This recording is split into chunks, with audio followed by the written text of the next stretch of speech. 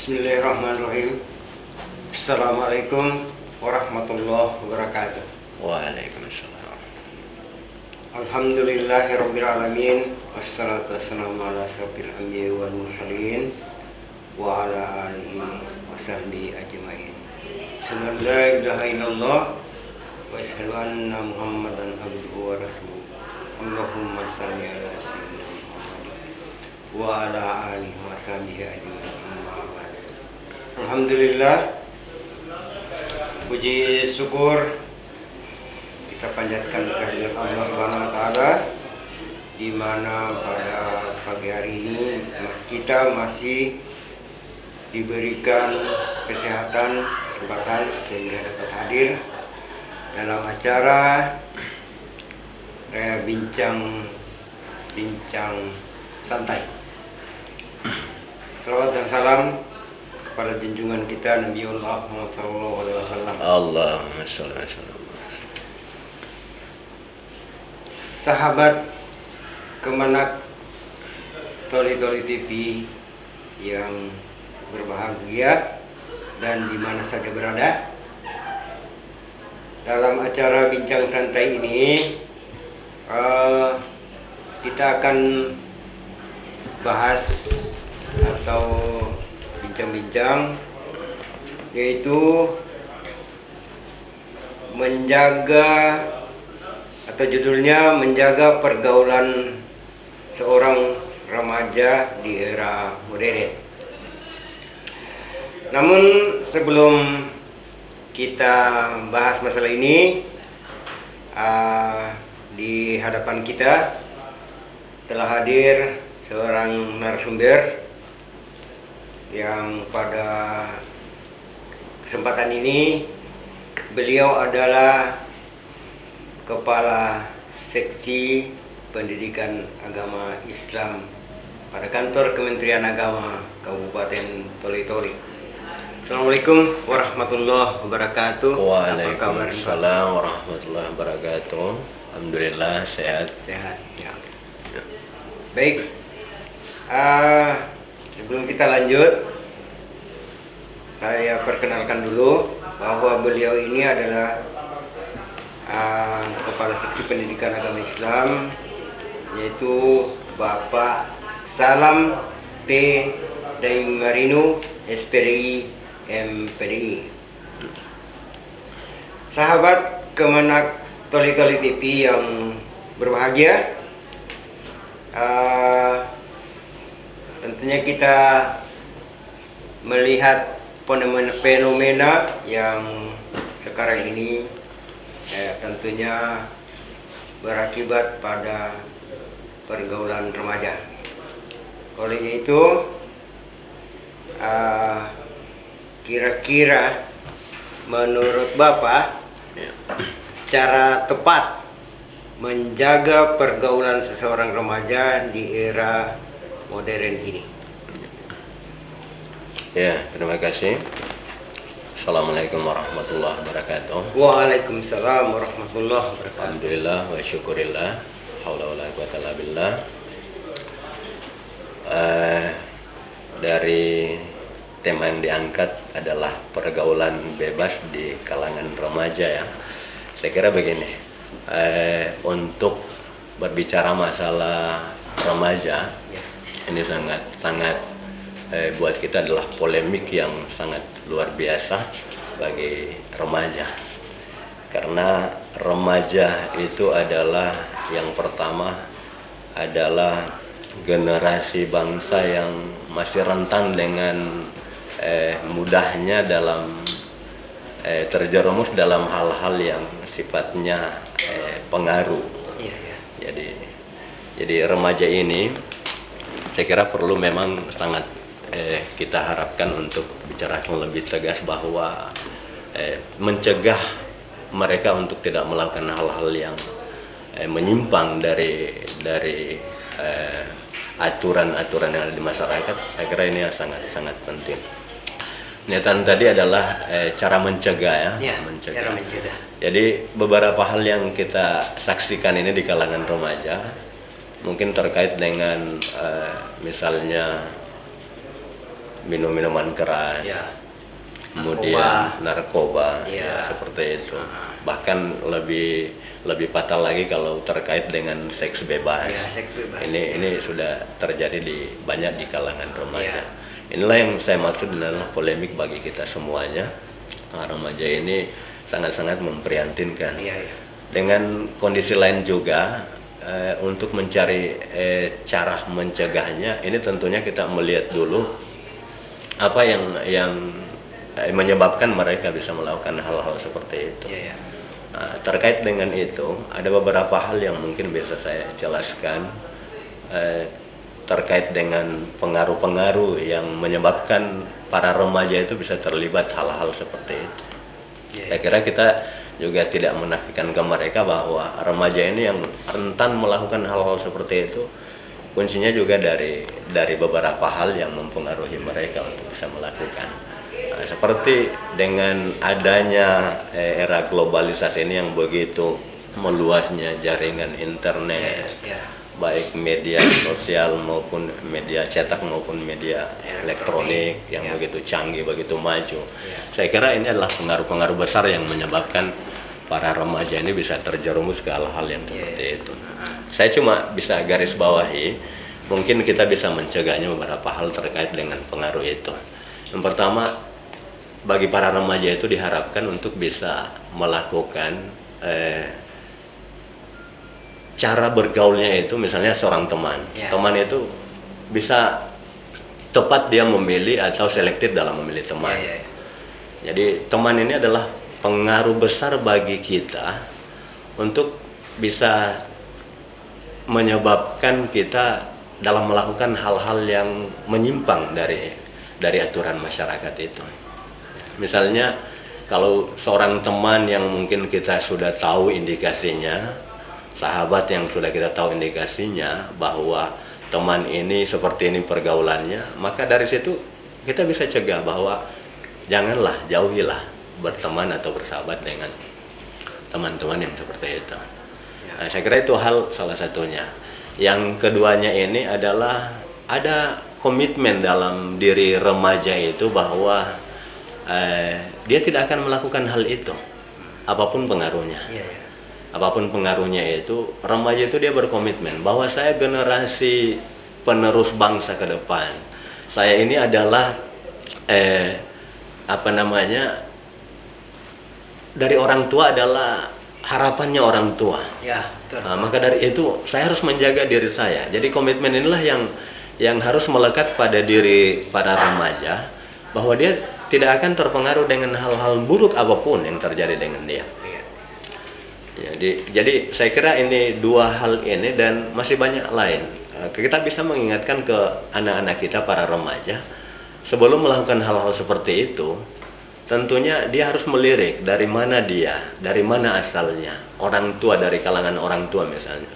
Berarti pengaruh cara mencegahnya juga memberikan edukasi seperti itu ke anak-anak kita remaja terkait ingatlah orang tuamu.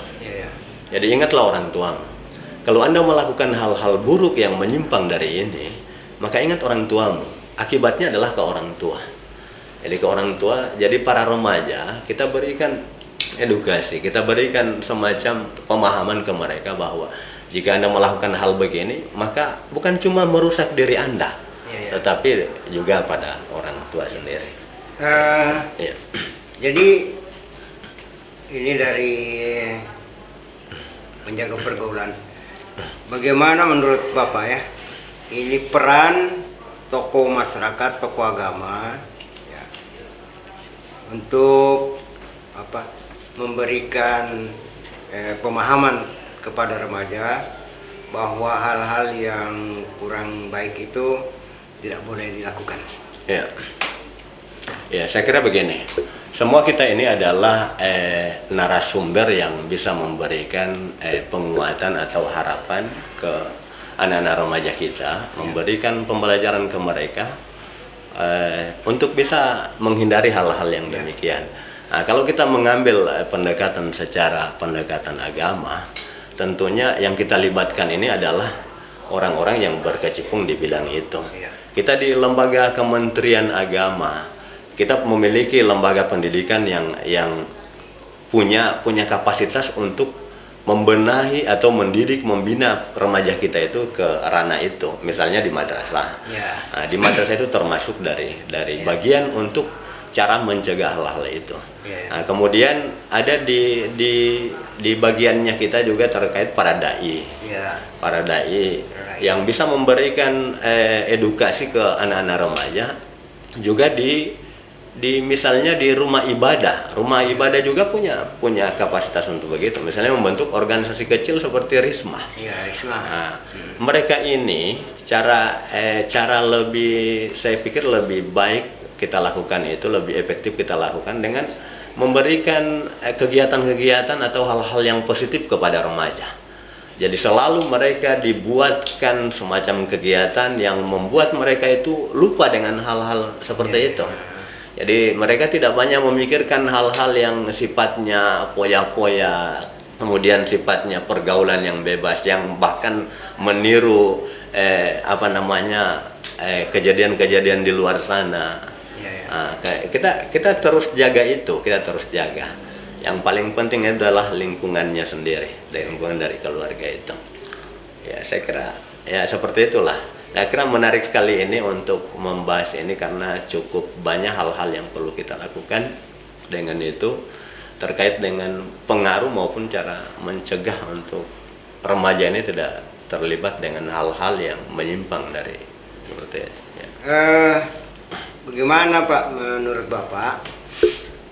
Ini kan kalau saya melihat dari fenomena setiap hari, kadang-kadang antara wanita dengan wanita, ada juga pria dengan pria, lesbian, homo.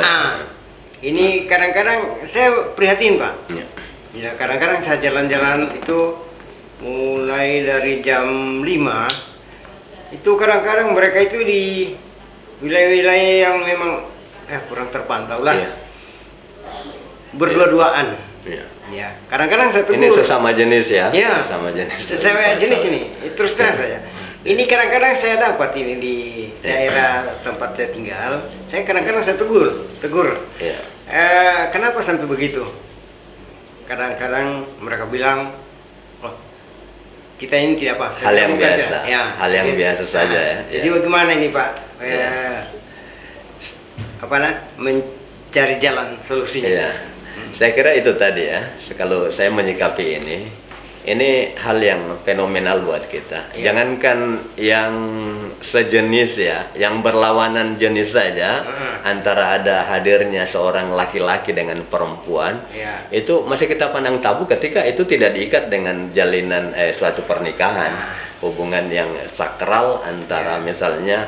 Kalau dilihat seperti itu tidak bisa kita terima dengan pandangan agama, pandangan apapun itu tidak bisa menerima hal itu. Nah, terkait dengan ini, saya kira itu tadi ya, kurangnya pengendalian dirinya pribadi masing-masing, kontrol keluarga. Mungkin ada yang sangat fatal buat orang tua yang mungkin tidak tahu kondisi anaknya di luar sana. Ada yang sangat fatal ketika kita bertanya ke orang tuanya, kenapa anaknya seperti ini, ada pacaran, ada berdua-duaan. Ya, yang sangat-sangat fatal jawaban dari orang tua itu menyampaikan bahwa oh itu biasa, tidak apa-apalah remaja, itu anak muda lah. Nah, ini yang mencuat di kalangan kita, sehingga bahasa-bahasa seperti ini bagi orang-orang yang mungkin punya latar belakang pendidikan baik, ketika didengar oleh masyarakat kecil, ya si A saja seperti itu. Sedangkan dia si A, bapaknya, orang tuanya membiarkan anaknya seperti itu. Nah, sekarang inilah muncul, makin banyak potensi yang terjadi, makin rusak mentalnya generasi kita, remaja kita, sehingga bisa melakukan hal-hal seperti itu terkait. Nah, dari sinilah kita yang jadi sebagai public figure yang bisa menyampaikan hal seperti itu, ya pentinglah buat mereka. Saya kira apa yang terjadi dengan Bapak tadi terkait dengan bisa dilihat di mana-mana ya, ini juga mungkin menjadi perhatian kita semuanya. Jadi hadirnya kita di sini juga menjadi mungkin bukan jadikan bahan laporan, tapi paling tidak ini harus kita cermati bersama, kita lihat masalahnya di apa, kemudian kenapa sampai terjadi seperti itu. Ya. Jadi kembali ke masalah sebelumnya itu tentang penggunaan narkoba Narkoba ya. atau minuman keras. Gitu. Karena di mana-mana ini kadang-kadang juga saya melihat. Jadi kiat-kiat untuk pencegahan itu bagaimana, Pak? Saya cuma satu, pendekatan diri terhadap nilai-nilai agama. Ya. Saya pikir ini seberapapun pengaruh luar, ketika kita menanamkan konsep tinggi keimanan terhadap dirinya kita, saya kira yang mengontrol semua itu adalah diri kita sendiri. Diri kita dikendalikan oleh apa? Oleh akal pikiran. Akal pikiran itu berasalnya dari agama. Jadi kalau dibekali dengan itu, saya pikir ini adalah karakter pribadi kita masing-masing. Mau kita mau terjerumus atau tidak, dan kita hanya bisa menyampaikan. Ketika Anda terjerumus, maka ini akan terjadi. Jadi ketika Anda tidak melakukan hal-hal yang menyimpang dari itu, maka mungkin sukses atau apa derajat yang baik yang bisa dilihat dengan kita itu akan kelihatan pada diri kita. Tentunya peran orang tua, sangat, tokoh agama, ya sangat. Orang tua itu adalah lingkungan awal, lingkungan pertama yang memberikan konsep itu ke remaja kita atau ke siapapun. Mungkin bukan lagi, bahkan anaknya yang pun sudah berkeluarga, yang sudah dewasa, menjaga keutuhan itu penting dari kalangan keluarga. Kemudian sering-seringlah orang tua itu tidak hanya kalau misalnya mereka yang punya kemampuan atau kapasitas menyampaikan ke anaknya tidak begitu paham tentang pendalaman agama atau hal-hal yang perlu disikapi dalam menanggulangi ini, ya mungkin cobalah anak kita untuk ajarkan atau suruh perintahkan sering bergaul dengan orang-orang baik. Misalnya kalau jam waktunya sholat silakan ke masjid. Kemudian kalau misalnya ada takziah, ada akikah yang punya ada hal-hal yang terkait dengan nilai-nilai agama yang bisa dia dengar, nutrisi kepalanya, nutrisi hatinya untuk agama, ya saya kira itu bisa mencegah semua. Tentunya peran mubalik ini yang paling utama. Ya, kalau mubalik ini juga yang perlu harus kita betul. Itu mubalik itu sangat-sangat ini. Nah, kadang di kegiatan-kegiatan apa yang terjadi dengan kita, mubalik kita pada dasarnya banyak. Di Toli-Toli ini paling banyak dan bahkan top mubalik-mubaliknya kita. Cuma persoalannya terkadang yang datang di situ, yang hadir di tempat seperti itu yang paling banyak orang tua kita sendiri. Tapi remaja, dewasa itu kurang. Iya, betul. Makanya mungkin ada cara khusus yang kita lakukan. Sekali-sekalilah kita menyampaikan mubalik ini tampil dengan semua di kerumunan para remaja. Jadi bukan cuma hadir orang tua saja. Kadang ini kegiatan-kegiatan apapun, baik hari-hari besar agama maupun ada kegiatan-kegiatan hajatan, yang hadir itu paling banyak orang tua. Kita tidak pernah memberi porsi khusus ke remaja bahwa ada kegiatan seperti ini yang didatangkan oleh mubalik ini, dan kita tidak pernah sosialisasikan hal-hal begitu bahwa menarik para remaja supaya remaja itu bisa mereka tertarik dengan itu. Mungkin diisi dengan kegiatan-kegiatan yang hiburan buat anak-anak remaja, yang penting mereka bisa datang ke situ. Nah, datangnya mereka itulah bagian dari nutrisi hatinya mereka untuk bisa selalu dekat dengan yang namanya agama. Ya, hal-hal yang baik bisa mereka lakukan. Ini menarik sekali, Pak. Kalau kita melihat sekarang ini itu para remaja banyak sudah yang mungkin sadar atau diberikan hidayah. Iya, hidayah, ya. Termasuk ini di Masjid Agung, Pak. Alhamdulillah. Kan kebanyakan ini remaja-remaja, kemudian di masjid di wilayah Lurah Nalu. Alhamdulillah. Banyak, mulai dari salat subuh. 5 waktu itu jalan terus, Pak. Jadi alhamdulillah ini anak-anak. Cuma kadang-kadang mungkin kurang paham atau memang dia mau ikut-ikutan saja nih, Pak. Iya. Saya kira sangat positif ini. Dalam kondisi apapun mereka, mungkin kemampuannya mereka atau mendalami agamanya mereka. Yang pertama yang kita beri support ke mereka, motivasi buat mereka itu adalah keinginan atau kemauannya mereka untuk berubah. Betul. Ya, itu paling tidak mau ribut mereka di masjid Ya. daripada mau ribut di luar, Ya. itu mungkin lebih Betul, baik Pak. daripada Ya. mau mereka cuma datang duduk saja. Yang penting menurut saya, bagi saya itu mereka sudah bisa meramaikan masjid Ya, ya. daripada meramaikan tempat-tempat yang punya ya, potensi tidak baik. Yang Untuk mengundang teman-teman Iya. lain yang Iya, tidak bisa apa seperti itu. memahami agamanya. Ya, saya kira hadirnya mereka, misalnya begini, saya ambil contoh singkat begini. Mungkin ada temannya yang mungkin sama-sama di dunia yang gelap pada Iya, waktu iya. itu. Ketika melihat temannya yang sering ke masjid atau sudah mungkin secara mungkin belum dinyatakan tinggi masalah keilmuan agamanya, tetapi prakteknya dia sudah lakukan. Iya. Dia sudah lakukan. Otomatis ini ada pengaruh. Iya, ada pengaruh. Meskipun pengaruh itu tidak langsung menjuat ke teman lainnya. Iya, iya. Tetapi paling tidak dia sudah merasa risih, Iya. sudah merasa malu, sudah merasa tidak enakan dengan Iya. teman yang sudah begini, terus kita mau ajak seperti ini lagi. Ya, inilah hal-hal yang perlu kita lakukan ke teman-teman para remaja yang memang harus dibuat seperti itu. Menarik sekali nih, Pak. Iya. Jadi kira-kira jalan yang terbaik ini, Pak. Iya. Kalau menurut Bapak ini bagaimana caranya supaya remaja itu bisa tampil di satu acara, bagaimana caranya mereka bisa berkumpul, gimana, Iya, Pak? iya. Anak-anak remaja sekarang beda dengan remaja dulu. Itu yang perlu kita perhatikan. Iya. Orang atau siapapun, diri kita pun, hal sesuatu yang persoalan dengan hobi. Iya, iya. Hobinya kita itu beda-beda. Iya. Hobinya kita beda-beda. Kita orang-orang yang peka dengan hobi dan karakternya pribadi orang lain yang bisa membaca itu. Iya. Itulah yang kita ramu. Kita jadikan apa ini remaja kita. Nah, sekarang ini mungkin kita cuma bisa ngomong, kita cuma bisa bicara, kita punya bahan, tetapi realitasnya kita tidak punya. Seperti tadi itu yang saya maksudkan, bahwa di kalangan mubalik yang hanya banyak menyampaikan, ya itu tugasnya mubalik. Mereka sudah tepat menyampaikan. Cuma sayangnya audiens yang ada di sana, itu rata-rata kalangan orang tua. Nah, kita tidak pernah memberikan terobosan baru bahwa kalau dibilang begini, sudah mengundang anak remaja lagi untuk bisa tawuran atau apa. Ya. Kita cobalah dengan itu, dengan menertibkan suasana mereka.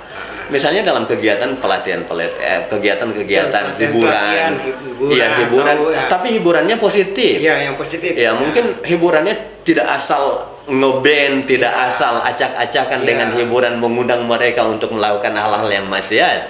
Tapi paling tidak mereka hadir untuk bisa langsung ke kalbunya mereka bahwa kegiatan seperti ini adalah mempengaruhi jiwanya mereka untuk selalu ingat dengan hal-hal yang baik. Seperti latihan untuk mengumandangkan azan. Iya. Kan kebanyakan seperti itu. Kebanyakan yang terjadi sekarang ini kan cuma orang-orang tua saja yang kadang-kadang bacaannya. Gitu. Padahal kalau melihat dari sisi sekarang ini kan banyak anak-anak muda itu yang pintar-pintar suara bagus, punya suara merdu. Masa cuma tampil di band saja bagus suaranya, tapi mengumandangkan azan itu mungkin kadang-kadang Pak. Nah, ini yang diharapkan oleh banyak kalangan masyarakat. Tapi lagi-lagi kita kembali ke siapa yang punya kebijakan untuk melakukan hal seperti itu. Saya pikir ini yang harus kita cermati juga. Andainya kita memikirkan diri kita, hanya egois dengan memikirkan diri kita yang sudah ini tidak mengedepankan remaja, kedepannya itu generasi kita akan hancur. Karena saya pikir mereka ini adalah generasi yang mampu menggantikan kita lebih baik dari kita. Ya, jadi saya kira sangat-sangat ini adalah, menurut saya adalah warisan yang sangat luar biasa para remaja kita. Iya, betul, Pak. Warisan kita yang sangat luar biasa yang harus kita jaga warisannya kita. Karena remaja ini sekali jatuh sekali jatuh akan besar dan fatal akibatnya untuk mereka bisa melanjutkan kehidupan yang lebih baik ke depan. Jadi mungkin peran mubalik atau peran daripada pengurus-pengurus masjid itu dalam membina. Termasuk itu yang Bapak bilang tadi, pembentukan Risma. Iya, Risma. Remaja Ya. Islam Masjid. Remaja Islam Masjidnya Jadi sudah yang ada. aktif di sini mungkin cuma Masjid Agung Iya, Al iya. Mubarak. Gitu. Kan Iya. kadang-kadang kan kalau tahun-tahun sebelumnya itu kan ada remaja masjid. Ya, seperti sebenarnya ya semua masjid itu punya. Harus semua masjid punya. Iya. Iya, jadi ada remaja yang bisa diandalkan untuk membantulah atau melakukan hal-hal yang positif terkait dengan kegiatannya di masjid. Iya. Ya. Ya. Terima kasih banyak. Jadi mungkin ada kiat-kiat yang atau penjelasan dari Pak Kepala Seksi sebelum kita akhiri acara pada pagi hari ini. Ya, terima kasih. Dari apa yang sudah dipaparkan tadi, keseluruhan dari yang terkait dengan masalah remaja ini, seperti apa yang saya sampaikan, ini sangat kompleks, yang luar biasa, yang harus kita tangani bersama. Keseriusannya kita untuk ini terkait dengan remaja. Yang pertama saya pikir lingkungan ini sangat tepat untuk mencegah, karena dari lingkungan inilah pengaruh buruk, baik buruknya itu dari lingkungan, baik mulai dari lingkungan keluarga, lingkungan bergaulnya masyarakat, kemudian bahkan di lingkungan sekolah sekalipun, lingkungan pendidikan sekalipun, itu juga termasuk hal-hal yang bisa banyak berpengaruh baik positif maupun negatif terhadap remaja. Kemudian yang perlu saya sampaikan pada anak-anak remaja kita semuanya, selalu kita melakukan hal introspeksi diri kita. Ingat bahwa Anda itu adalah generasi penerus. Anda itu adalah generasi penerus yang tidak hanya membawa harum nama bangsa, nama orang tua, dan bahkan sampai ke itulah yang harus dijaga oleh para remaja kita semuanya. Jadi saya kembali hanya bisa mengajak ke para remaja sekalian, jaga diri kalian, karena kalian ini adalah generasi yang betul-betul ke depan menjadi tumpuan semua orang. Baik tumpuannya bangsa, tumpuan orang tua, itu akan ke depan seperti itu. Ingat, penyesalan itu tidak datang dari awal, tapi selalu datangnya di belakang. Jadi itu untuk para remaja, saya mengingatkan, karena kita ini sudah melalui hal-hal seperti itu semuanya. Baiklah kalau kita bisa mengendalikan hal itu, tapi jika Anda terjerumus dan tidak bisa mengendalikan, maka itu risikonya itu bukan cuma pada diri Anda sendiri, tetapi pada semua orang banyak, dan bahkan keluarga. Kemudian yang paling penting adalah selalu berdekat dirilah pada Allah, pendekatan agama buat yang kita lakukan. Tidak akan ada satupun hal-hal kejahatan apapun ketika kita dibekali dengan ilmu yang seperti itu, ilmu agama, dibekali dengan iman, kekuatan jiwa kita untuk selalu menolak hal-hal yang buruk. Itu tidak ada satupun yang bisa, sekalipun dengan pengaruh yang global dewasa ini, anak-anak kita pakai HP saja begini, mereka sudah bisa mengakses apapun yang mereka inginkan. Jadi inilah yang perlu kita lakukan, hal-hal begini, bahwa mereka bisa dapatkan dimanapun, tetapi dengan menyampaikan untuk menjaga dirinya mereka, jaga diri baik-baik untuk kamu sendiri, keluarga kamu, dan ke depannya jadi kehidupan kamu yang lebih baik, kembali akan ke kamu. Jadi saya kira itu yang penting untuk saya sampaikan lewat pertemuan bincang santai kita hari ini. Saya sangat karena kita juga punya anak remaja, juga jadi bagian dari tanggung jawab kita, lebih tanggung jawab lagi ke orang-orang banyak. Sekian. Terima kasih. Terima kasih banyak atas kesempatan yang hadir pada pagi hari ini menjelang siang. Sahabat Kemenak Toli-Toli TV di mana saja berada, demikian bincang pagi hari ini bersama Bapak Kepala Seksi Pendidikan Agama Islam. Para Bapak, kami ucapkan banyak terima kasih. Terima kasih, sama-sama. Ya. Sahabat Kemenak TV Toli-Toli, pada akhirnya kami sebagai host pada kesempatan ini menutup acara bincang-bincang diucapkan wabillahi taufiq wal hidayah. Assalamualaikum warahmatullahi wabarakatuh. Waalaikumsalam warahmatullahi wabarakatuh. Kalau sing